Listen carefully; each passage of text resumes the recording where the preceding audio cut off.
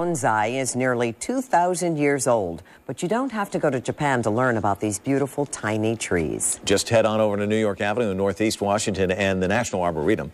Howard Bernstein is there live to give us a look. Well, good morning. Actually, one of the oldest collections of bonsai here in the United States, right here in the National Arboretum. With me, the curator, Jim Hughes. Good morning, Jim. Good morning.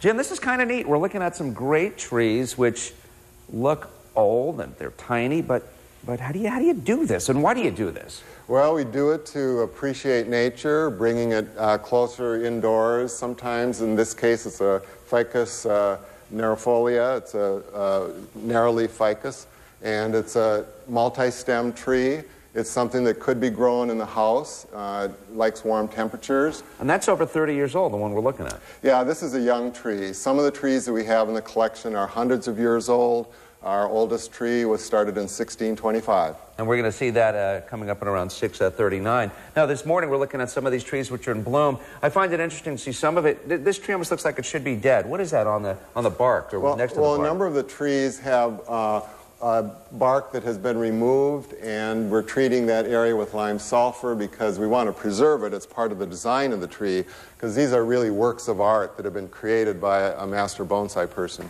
And this happens over decades. How much do these grow? Because you'd think they don't grow a lot. Well, they grow continuously. One of the misconceptions is that we're kind of starving the trees because they're so small. But in fact, we are growing them vigorously. We fertilize them regularly throughout the growing season. We prune them to keep them smaller and repot them every few years and cut the roots back and put them in fresh soil. Yeah, there's not a lot of dirt also, speaking of soil. There's just a couple inches surrounding the root system. Right. We have very healthy, vigorous root systems, and that's why we're able to keep them very healthy, even though they have very little amount of soil. All right, the Bonsai Festival, the Bonsai Festival coming up this weekend. When we come back, we'll tell you more about that. And I'm going to show you a bonsai tree, 1625? 1625. Almost 400 years old. When we go over to the Japanese pavilion, we'll see in a little.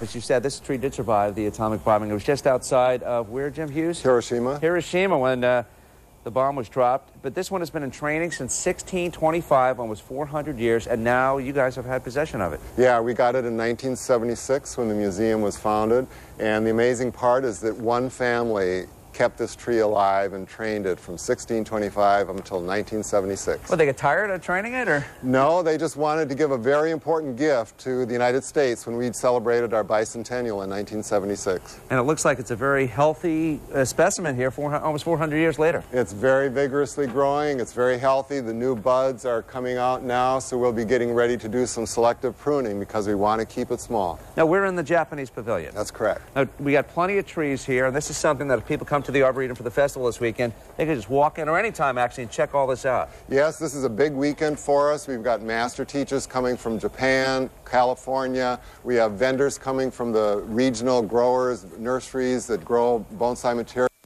And you'll be able to see trees of local amateur bonsai enthusiasts, plus our master collection here. Now, Jim, this is your third career, you were telling me off camera. Do you consider yourself a horticulturist or an artist? I am an artist and a bonsai enthusiast. If you really get the bug for bonsai, there's no turning back. And you guys have an amazing collection here. How many trees do you have, by the way? We have over 200 bonsai. We have the North American collection, the Japanese collection, which we're looking at now, and the Chinese.